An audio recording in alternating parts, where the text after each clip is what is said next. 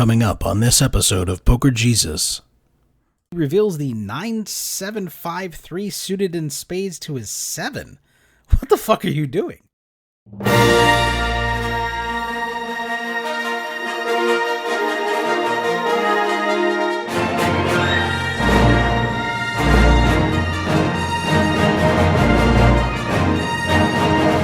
Hello, I'm Anthony, and welcome to PLO vlog number 15.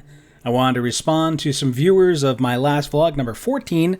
Etzel from Germany said that they don't get much PLO in Germany, and that he has to drive 5 hours to Rozvadov in the Czech Republic to find a game. That is crazy. I get grumpy if I have to drive 30 minutes to play. I can't imagine driving 5 hours one way. That would just drive me nuts. I hope that in the future, your fellow Germans will find love in PLO and start spreading it more. Thad Hill asked where I play.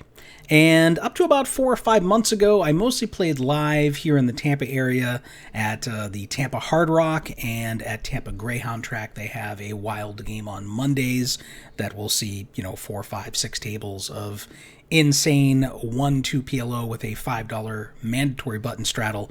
Unlimited restraddles, buy-ins of $200 to $1,000. A lot of guys just like to buy in short and try to, spin it up. And then, once you get some guys sitting with $3,000, $4,000, $5,000, $6,000 in front of them, it gets even wilder. So that was where I had been mostly focused. And again, about 4 or 5 months ago, I started playing online. So now I play on in a private club on PP Poker, an app on my phone. And so that's where my focus has been. All right, this episode, I've cut out the sponsor message, my little comedy bit. This one is close to 10 minutes long, so we're just going to be all business in this episode, just all hand histories. And if you want to see the comedy bit, I did post it the other day, so I'll leave a link somewhere above me here that you can click if you want to check it out. It's my top 5 tips for the World Series of Poker, and hopefully you'll enjoy it. And with that, let's jump right into the action. We are under the gun playing 5-10 7-handed and look down at ace-ace 8-7, suited in clubs to our ace. With a stack of 3,000, we have the rest of the table covered, but the majority of players have reasonable stack sizes of $800 to $1,000. We limp in planning to back raise, but instead find the entire field folds to the big blind, who checks his option. On a flop of Jack 5-2 Rainbow, our opponent bets the full pot of $25. While this flop is better for our opponent's range, he will have more sets, 2 pairs, and straight draws on this board. Our own hand is under-repped, and we do have position, opting to call and see how the turn develops. The turn is the king of clubs, and once again our opponent leads for the full pot of $75. We've turned the nut flush draw, and the king and jack on the board are going to favor our range over the blinds. Still, I don't want to raise and get blown off our equity if he repops. And if he's bluffing or value betting a hand we're ahead of, I don't want to discourage it. So we just call. The river is the jack of clubs, completing our nut flush, but also pairing the board. Now our opponent changes course, making a small blocker bet of $88. If our opponent was betting a big straight draw wrap the whole way, he won't pay off if we raise. I think the only hands we'll get value from if we do raise is if he backdoored a weaker but decent flush, or maybe if he has 3 jacks but isn't full. Aside from that, I expect if we raise, we're not getting called by much else that we beat. Seeing little value in raising and wanting to see what he was betting the whole way, I opt to just call and see the bad news. Our opponent reveals the King-Jack 9-6 double-suited, having flopped top pair, turned 2 pair, and then filled up with a card that completed our draw at the same time. Fuck you! Still 7-handed, playing 5-10, we're sitting on a stack of almost 3,300, and it folds to us in the middle position. Looking down at the 9-8-6-5 suited in clubs to our 9, this is a decent rundown with a 1-gapper in the middle. Certainly playable. However, we opt to give the pot a little juice and take a play out of our opponent's playbook and min-click it to $20. The cutoff and button both call, and now the small blind sitting on over $2,400 makes it $110 to go. The big blind folds, and we make the call, as do the cutoff and button. Going four ways to a flop of 6-6-4, and our opponent in the small blind leads out for $275 into the $450 pot. We could slow play it here because we block a lot of the straight draw combinations, but the pot is already getting large and we don't want to take too many risks with the hand is likely best, but still vulnerable to some bad turn cards. We continue to borrow from our opponent's playbook here, and we min-click it back to $550. The cutoff gets out of the way, but then the button rips it in for $961. The small blind folds, and we have an easy call getting more than 5-1 on our money. We expect our opponent will show us the case 6 with better kickers or perhaps 4s full, but instead he reveals the 9-7-5-3 suited in spades to his 7. What the fuck are you doing? He called raises with this pre-flop, and now on this flop, he's just trying to give us all his money. At first glance, you'd think we have him absolutely crushed, as all he has is backdoor spades plus a wrap straight draw, which is hurt by the fact that one of the cards that makes his straight fills us up. Despite that, you'll likely be surprised, as I was, that we only have 57% equity here to win outright, with a 6% chance to tie. Still, my opponent makes a pretty big mistake facing a bet and raise on this board to rip his entire stack with 0 fold equity. Let's see if I can hold. The turn is the ace of hearts, the river falls the 8 of hearts, our opponent makes his straight, but with a card that fills us up, and we're going to win a nice pot of over $2,600. Now 8-handed playing 5-10 under the gun +1 makes it $25 on a stack just north of $700. A little juice for the pot.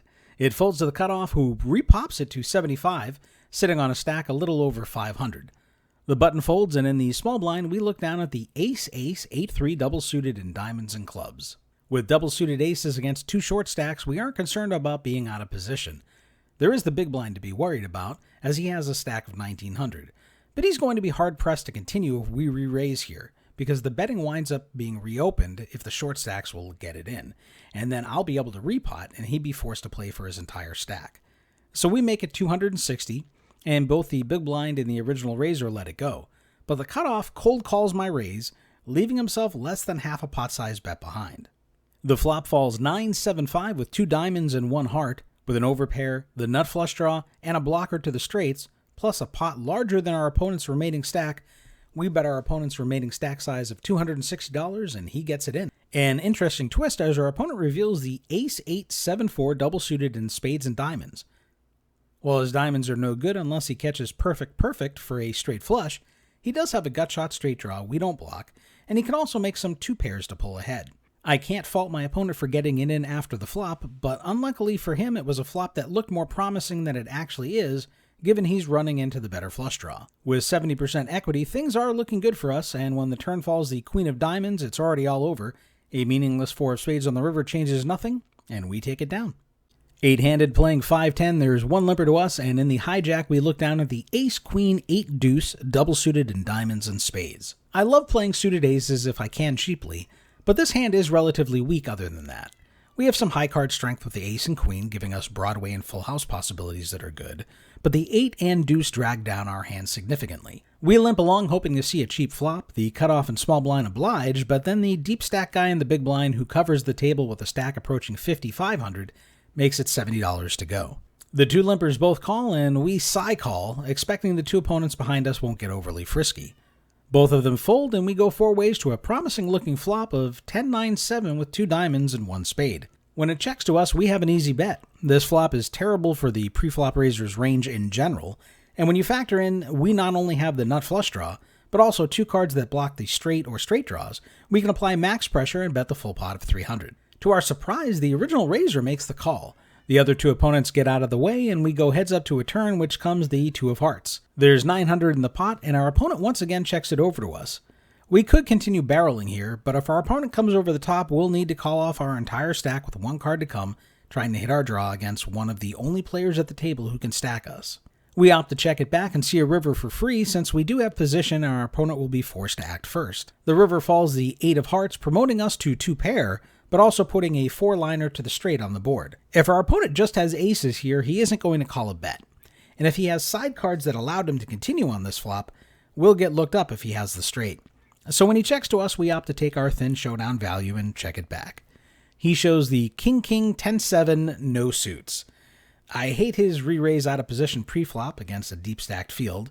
His hand is playable, but only marginally so. Having no suits is a huge detriment in this game, as is playing bloated pots out of position. Post-flop, he hits top and bottom pair, fairly well disguised, so I can understand why he chose to continue on the flop. Although there are a lot of turn cards that put him in a tough spot to continue, especially playing out of position. If we continued barreling the turn, we might have gotten it through, He doesn't block the nuts, and he might give it up. Nevertheless, our 2-pair doesn't beat his 2-pair, and he's going to take it down. We're 7-handed playing 3-6, and after Under the Gun limps, it folds to the button, who shoves all in for his remaining $15. The small blind calls, and we look down at a nice rundown of 9, 8, 8, 7 suited in diamonds to our 9. We could re-raise to isolate here with some dead money, but the all-in player doesn't have any money worth worrying about, and both the other players are on very short stacks as well, so we're hoping to make some money from them post-flop rather than push them out. We go 4 ways to a flop of 10, 7, 3 with 2 diamonds. Surprisingly, the small blind leads into us for $60. Oh, no, sir. I have an open-ended straight flush draw. It's going to cost more than $60. We make it $240 to go. The big blind folds and the small blind calls it off, showing down the King, Queen, Jack 3 with 3 diamonds to his king. The all-in player reveals the Ace 10, 5, 5 suited in clubs to his 10. As usual, we're the equity favorite, having roughly 45% equity 3 ways. The turn falls the beautiful 6 of hearts, and we just need to dodge most diamonds on the river. The river is red, but it's the Queen of Hearts, and we're going to bust both opponents. 6-handed playing 3-6, it folds to the button, who raises to $21, sitting on a stack of $150. In the small blind, we look down at the King, Queen, Jack 10 suited in clubs to our queen. Given both the button and big blind are on short stacks, and our hand is super connected with lots of high card strength, I should just be repotting it here and playing for stacks, but for whatever reason in the moment, I just call the raise. The big blind comes along as well, and we go 3 ways to a spicy flop of King 10-5 Rainbow, giving us top 2 pair, the open-ended Broadway draw, and backdoor clubs. We opt to check, hoping the pre-flop raiser will hang himself, as this flop in theory should be good for the pre-flop aggressor. The big blind checks it over as well, and the button bets the full pot of $63 with only 66 behind. We drop the hammer, and he calls it off with the Ace King 9-3 suited in spades to his king. If we got stacks in pre-flop, we would have been a slight equity favorite, but on this flop, we are an absolute monster favorite, 95% to win. Our opponent can't make a better 2-pair because it gives us the straight, so he's drawing very slim. The turn is the 10 of hearts filling us up, and the 2 of spades falls on the river, and we send him packing. 5-handed playing 3-6, it folds to the cutoff, who makes it $21. On the button with Ace 10, 6-5 double suited in spades and hearts, we could re-raise here since we're against shorter stacks, but the raiser is the biggest stack at close to $400, and a call with position is fine here as well, as our equity edge pre-flop is never going to be as large as it can be post-flop. The small blind comes along as well, and we go 3 ways to a flop of Ace 10-5 with 2 diamonds and 1 club. The small blind shoves all in for $63. The original raiser re-raises to $257. With all 3 pair and both our opponents committing stacks, we hate that we don't block the straight or flush draws, but our hand is too good against shorter stacks to fold. And with some luck, they'll both be blocking each other from whatever draws they're trying to hit. We let it rip, and it's a 3-way all-in, the small blind revealing the Ace Queen 10-4 suited in hearts to his queen, so he also has top 2 pair like we do. The original raiser reveals the Ace King 4-3 suited in diamonds to his king. I like his hand better. He's got top pair, top kicker, the nut flush draw, and a deuce will give him the wheel, or he can run a runner to make Broadway. It's pretty crazy that 5-handed we wind up having all 4 aces accounted for on the flop. Looking at the equities, it's not a pretty picture for us. We're roughly 11% to win and 27% to tie, while the original raiser wins 55% of the time. The 7 of diamonds completes his flush, and we're only around 6% to win now. However, Poker Jesus is smiling down on us this day, and the river comes the beautiful 5 of clubs, giving us the full boat. 5-handed playing 5-10, it folds to the button, who makes it $35 on a stack of roughly 600. In the small blind with Queen 10-9 suited in hearts to our 10, we repot to $115, figuring our hand is strong enough 5-handed against a short stack's button raise to make him play for his stack. The big blind gets out of the way, and the button re-raises to $355. As we planned, we let it rip and get some very bad news.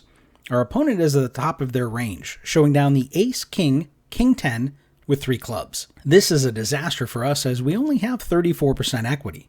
Being up against an opponent with a higher pair than yours in PLO will put you in rough spots like this. The flop of Jack 7-4 Rainbow isn't much help.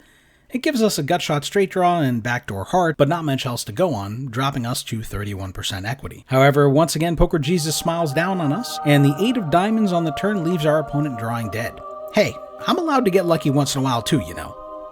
Thanks again for tuning in. Please let me know in the comments down below if you like the format where I'm just all business and we're just doing the hand histories, or if you like having the comedy bits in the episodes as well.